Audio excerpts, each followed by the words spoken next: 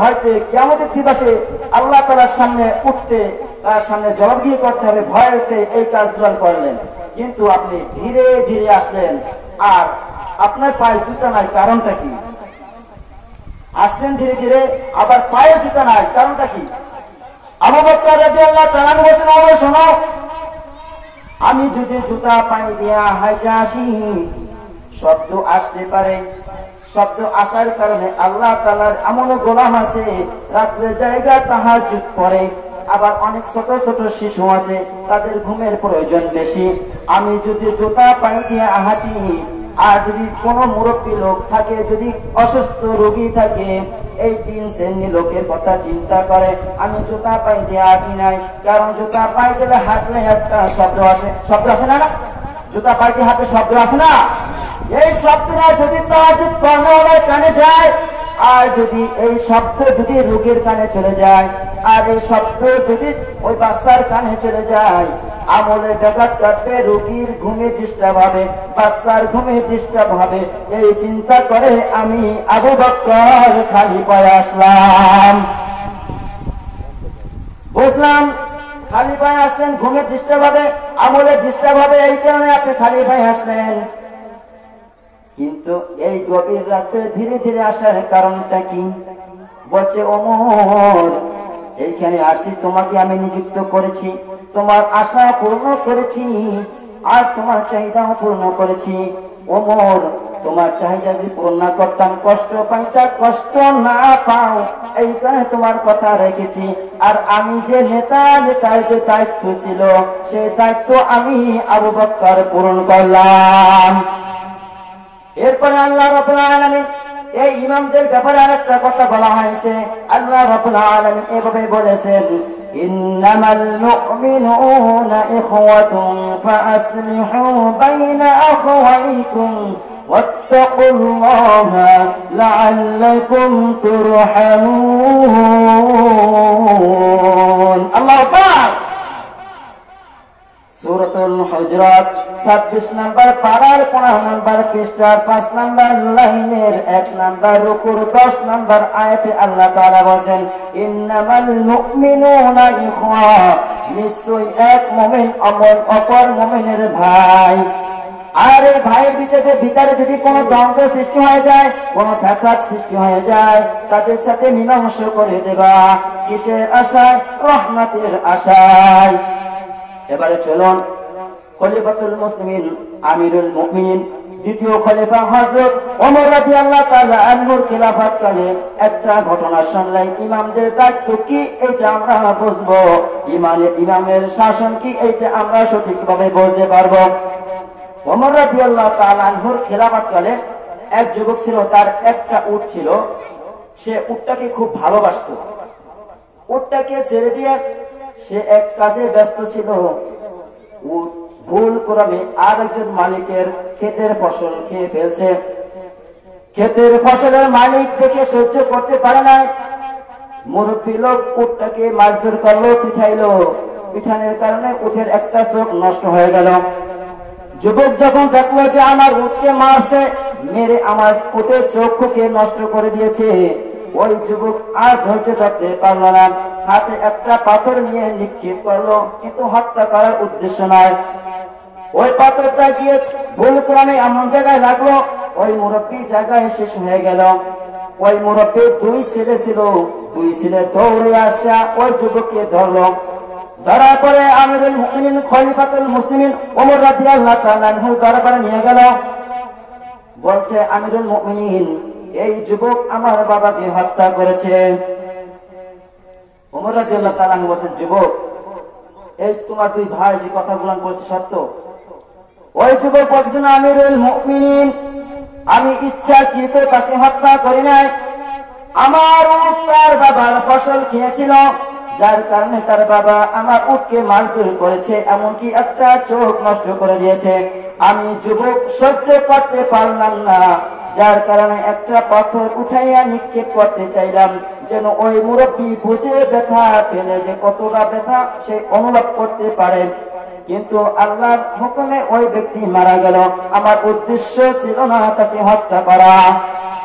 ওমর রাদিয়াল্লাহু তাআলা বলেন, তুমি যখন তাকে খুন করেছো, হত্যা করেছো, এর রায় হবে তোমার মৃত্যুদণ্ড, তোমারও ফাঁসি হবে। তবে তোমার ফাঁসি হবে অমুক দিন অমুক তারিখ, এতটা তোমার ফাঁসি হবে।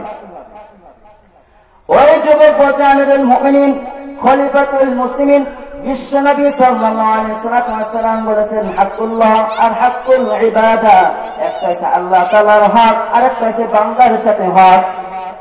আমি আল্লাহ তাআলার হক আদায় করতে পারছি কি পারছি না আমি জানি না, তবে আমার কাছে মানুষের কিছু হক আছে, এই হক গুলান পৌঁছাইয়া দিতে হবে, এই হক গুলান আমার তাদের কাছে বুঝাইয়া দিতে হবে। আমিরুল মুমিনিন মেহেরবানি করে আমাকে ছেড়ে দেন, আমি ফাঁসির দিন আপনার সামনে উপস্থিত হব। ওমর রাদিয়াল্লাহু তাআলা বলেন, ওই যুবক তুমি কি পাগল হয়েছো? ফাঁসি প্রাপ্ত আসামিকে ছেড়ে দিলে সে যে ওই তারিখে আসবে সেটা কিভাবে সম্ভব? যুবক বলতেছেন, আমিরুল মুমিনিন আমাকে ছেড়ে দেন, আমি অবশ্যই ওই বাড়ি আপনার ওই বাড়ির কাজ পূরণ করে আমি আপনার দরবারে হাজির হব, তারপর আমাকে ফাঁসি দেবেন। ওমর রাদিয়াল্লাহু তাআলা বলেন, না, আমি যদি তোমাকে ছেড়ে দেই, ইহুদি খ্রিস্টান অমুসলিমরা বলবে ইসলামের ভিতরে যদি খুন করা হয়, হত্যা করা হয়, তাদের ফাঁসি হয় না, তাদের নেতারা তাদের ইমামরা খুনিদেরকে আসামিদেরকে ছেড়ে দেয়। যুবক, এটা সম্ভব নয়। যুবক সমস্ত সাহাবীদের দিকে তাকাইতেছেন, এদিকে সেদিকে তাকান, কেউ কিছু প্রতিবাদ করে না, কেউ কিছু বলে না।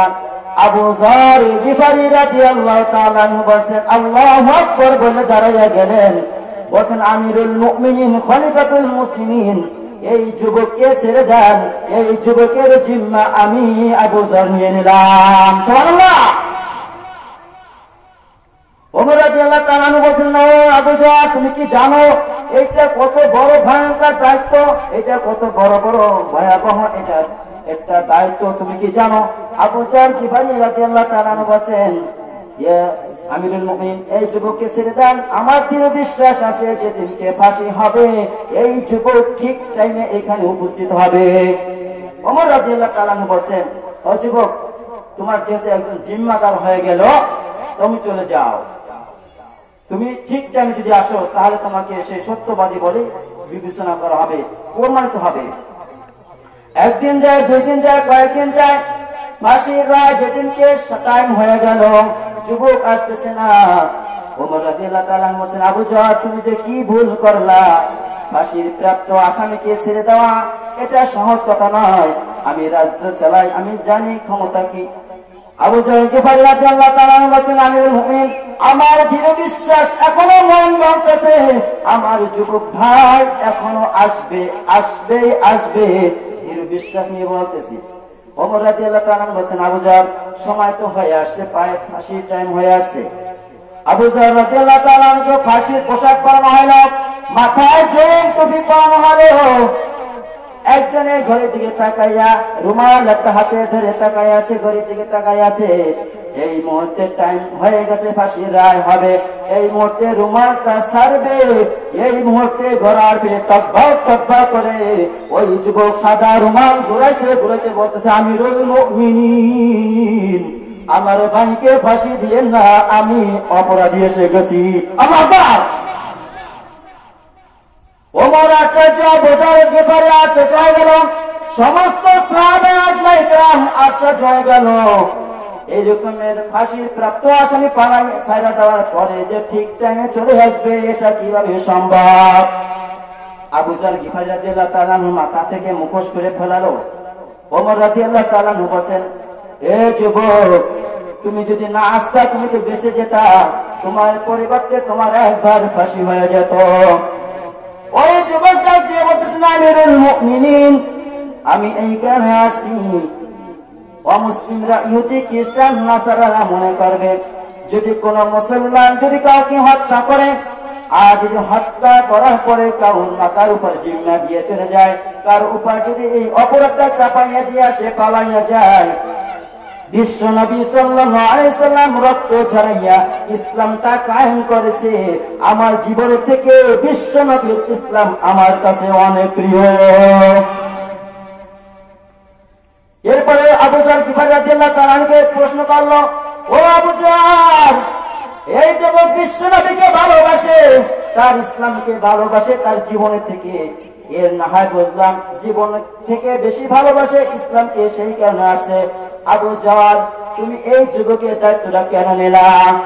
আবু জাহল গিফারি রাদিয়াল্লাহু তাআলা আনহু বলেন, আমিরুল মুমিনিন খলিফাতুল মুসলিমিন, অমুসলিমরা, কাফের, মুশরিকরা, বেদিনরা মনে করবে ইসলামে যদি কেউ বিপদে পড়ে, কোন মুসলমান যদি বিপদে পড়ে, এক মুসলমান আর এক মুসলমান তার পাশে আইসা দাঁড়ায় না। বিশ্ব নবী সাল্লাল্লাহু আলাইহি সাল্লাম উহুদের ময়দানে যায়া দাঁত ফলাইয়া ইসলাম বিজয় করেছে। এই জন্য আমি ইসলামকে এত ভালোবাসি, আল্লাহ রাসূলকে এত ভালোবাসি, আল্লাহ রাব্বুল আলামিনকে এত ভালোবাসি, নিজের জীবনের থেকেও তাদেরকে আমি বেশি ভালোবাসি। ওই দুই যুবক আল্লাহু আকবার বলে দাঁড়িয়ে গেলেন। যুবক দুই ভাই বলতেছেন, আমিরুল মুমিনিন খলিফাতুল মুসলিমিন, আমার বাবার হত্যাকারীকে আমরা দুই ভাই ক্ষমা করে দিলাম। কারণ ইহুদি, খ্রিস্টান, মুশরিক, বেদুইনরা মনে করবে ইসলামের ভিতরে যদি কেউ যদি ক্ষমা চায় আর কেউ যদি ভুল করা হয়, ইসলামের ভিতরে মুসলমানের ভিতরে ক্ষমা করতে জানে না, ক্ষমা কি সেটাও বোঝে না। আমরাও বিশ্ব নবীকে ভালোবাসি, বিশ্ব নবীর ইসলামকে ভালোবাসি, আমরা আল্লাহ রাব্বুল আলামিনকে ভালোবাসি বিদায় আমরা আল্লাহ রাব্বুল আলামিনের বান্দাকে আমরাও মাফ করে দিলাম। আল্লাহু আকবার। ইসলাম নেতা কাকে বলে, ইমাম কাকে বলে, ইমামদের ন্যায় বিচার কাকে বলে প্রমাণ হয়ে গেল। এবার আসলে আপনি আমি কতটুকু সজ্ঞান, সঠিক জ্ঞান চলে, সঠিক জ্ঞান নিয়ে চলি, আসলে আমরা কি ভুল কাজ করতেছি না সঠিক কাজ করতেছি। আল্লাহ রাব্বুল আলামিন এভাবে বলেছেন, ইয়া আইয়ুহাল্লাযীনা আমানু আনফিকু মিম্মা রাযাকনাকুম মিন ক্বাবলি আন ইয়াতিয়া ইয়াওমুন লা বাইউন ফীহি খুল্লাতুন ওয়া লা শাফাআহ ওয়াল কাফিরুনা হুমুয যালিমুন। আল্লাহু আকবার। ও বান্দারা, আয়াতটা থেকে একটা ঘটনা বললে আপনি আমি সঠিক পথে আছি না ভুল পথে আছি প্রমাণ হয়ে যাবে। বাহালুল পাগলা, বাগদাদের বাদশা হারুনুর রশিদ, তিনি একবার বাদশা রাজদরবারে বসা উজির, নাজির, মন্ত্রী সবাইকে নিয়ে একটু হাসি তামাশা করতেছে, আনন্দ করতেছে। এই বাহালুল পাগলা তাদের ভিতরে গেল। যাওয়ার পরে উজির, নাজির, মন্ত্রী সবাই বলতেছে, বাদশাহ জাহাপানা, এই যে বাহালুল পাগলা এখানে আসছে, এখানে তো আমাদের মান সম্মান সব শেষ হয়ে যাবে, আমাদের থেকে এখান থেকে বাহালুল পাগলকে তাড়াইয়ে দাও। হারুনুর রশিদ বাদশাহ বলতেছে, শোনো, এই পাগলকে যদি পাগল বলো তোমাকেও পাগল বলবে, বলবে আমি পাগল, দুনিয়া সব, আমি বাদে সব পাগল, দুনিয়া সব পাগল, আমি ভালো। পাগলের কথা সেইটাই। তাহলে ওকে বুদ্ধি দিয়ে এখান থেকে তাড়াতে হবে। বাদশাহ বলতেছে, ও বাহালুল ভাই। যখনই বাদশাহ হারুনুর রশিদ বাহালুল ভাই বলে ডাক দিয়েছেন, ওই পাগল আনন্দে আত্মহারা হয়ে হাসি দিয়ে বাদশাহর পাশে দাঁড়াইছে। বলছে, বাহালুল ভাই, তোমাকে আমি একটা কাজ দিতে চাই, তুমি একটা কাজ করে দেবা আমাদের। বাহালুল বলতেছে, বাদশাহ, আমি পাগল মানুষ, সবাই আমাকে পাগল বলে, ঠাট্টা করে, হাসি তামাশা করে, আর আপনি একজন বাদশাহ, আপনি আমাকে একটা কাজ দিবেন, আশ্চর্য ব্যাপার। বাদশাহ বলতেছে, ও বাহালুল, তোমার কাছে একটা কাজ দিতে চাই, সেই কাজটা করবা। এই যে একটা লাঠি, এই লাঠিটা তুমি হাতে নাও। হাতে দেওয়ার পরে বলতেছে, বাহালুল, যেদিনকে দেখবা তোমার থেকে বড় বোকা পাইছো, তোমার থেকে বেশি বোকা পাইছো, সেই বোকার হাতে এই লাঠিটা দিবা। বাহালুল পাগলা সে ডানে বামে সামনে পিছনে তাকাইতেছে, আর লোকজন দেখতেছে, আর চিন্তা করতেছে, বাদশা তো একটা শর্ত দিয়েছে, আমার থেকে যদি বেশি পাগল পাও, আমার থেকে যদি বেশি বোকা পাও, তার হাতে লাঠিটা দিবা। আমি এত লোকের ভিতরে কে আমার থেকে বোকা, কে আমার থেকে পাগল, আমি কিভাবে বুঝবো? আল্লাহ রাব্বুল আলামিন তো বলেছেন, কোন মুমিন বান্দার যদি ইজ্জত নষ্ট করে, তার হক নষ্ট করে, তার কাছে ক্ষমা চাওয়ার আগ পর্যন্ত আল্লাহ রাব্বুল আলামিন তার গুনাহ মাফ করবে না। পাগল বলতেছে, আমি কাকে বলবো বোকা? আমি যাকে বোকা বলবো সে যদি আমার থেকে যদি জ্ঞানবান হয়ে থাকে তাহলে তার উপর হবে জুলুম, আর তার হক নষ্টকারী হব, আর তার কাছে ক্ষমা চাওয়ার আগ পর্যন্ত আমি মাফ করবো না। বাহলুল বাদশা চিন্তা করলো, বাদশা যে শর্ত দিয়েছে সেই শর্ত অনুযায়ী আমার কাজ করতে হবে। বাহলুল পাগলা মাথা নিচের দিক তাকাইয়া দিয়া বাহলুল বাদশা রাজদরবার থেকে বের হয়ে গেল। বের হয়ে যাওয়ার পরে কয়েকটা বছর পরে বাদশা হারুন রশিদ যখন অসুস্থ বিছানায় পড়ে গেল, মুরব্বী যদি হয়, বয়স্ক লোক যদি বেশি বয়স হয়ে যায়, আছে না অনেক বিছানা পড়ে যায়, শক্তি থাকে না হাঁটাচলা করার, থাকে আছে এরকম লোক। হারুন রশিদ যখন বিছানায় পড়ে গেল, ওই বাহলুল পাগলা শুনতে পারলো যে বাদশা অসুস্থ হয়ে পড়েছে, মৃত্যুর শয্যায়। ওই বাহলুল পাগলা রাজ দরবারে আসলো, তার উজির নাজির মন্ত্রীরা বলতেছে, পাগলা তোর হাতে যে এখনো লাঠি, তোর থেকে বড় বোকা পাও নাই, তোকে তো ভিতরে ঢুকতে দেওয়া যায় না। তারপর যখন বাদশাহ তোকে যখন লাঠিটা দিয়েছে, অর্থাৎ লাঠিটা যে পাও নাই, বাদশার কাছে প্রমাণ হয়ে যাবে যে আসলে তুই একটা বড় বোকা। বাহলুল বাদশাহ রাজদরবারের ভিতরে ঢুকে গেল। ঢোকার পরে যখন বাদশার কামরার ভিতরে ঢুকে গেল, রুমের ভিতরে ঢুকলো, বাদশাহ দেখো মুস্কি মুস্কি হাসে, ও বাহলুল পাগলা তোরে বলছিলাম এই লাঠিটা একটা বড় বোকার কাছে দিবা, কিন্তু তুমি যে একটা বোকা, আর তোমার থেকে বড় বোকা পাও নাই, বিদায় আজকে লাঠিটা তোমার কাছে। বাহলুল পাগলা বলতেছে, আজকে আমি সম্ভবত বড় পাগল পাবো। বাদশা হারুন রশিদ বলতেছে, কি বলো? রুমের ভিতরে তুমি আর আমি এছাড়া কোন লোক নাই, তাহলে তোমার থেকে বড় বোকা কই পাবা? বাদশা এই কথা বলার পরে বাহলুল পাগলা বলতেছে, ও জাহাপানা, আপনি যখন কোন এক রাজ্য থেকে আপনার রাজ্য থেকে অন্য রাজ্যে যান, তাহলে আপনি কি করেন? বাদশা বলতেছে, আমি যদি পরিচিত এলাকায় যাই তাহলে তো কোনো সমস্যা নাই, আর যদি অপরিচিত যদি কোনো এলাকায় যাই তাহলে ওখানে ওই রাজ্যের বাদশার সাথে চুক্তি থাকে, আপনার সৈন্য দিবেন আর আমার সৈন্য, এই দুই সৈন্য মিলে ওই জায়গাটা পরিষ্কার পরিচ্ছন্ন রাখবে, যাতে আমাকে হত্যা করার জন্য কোনো যন্ত্র না রাখতে পারে, কোনো কৌশল অবলম্বন করতে না পারে।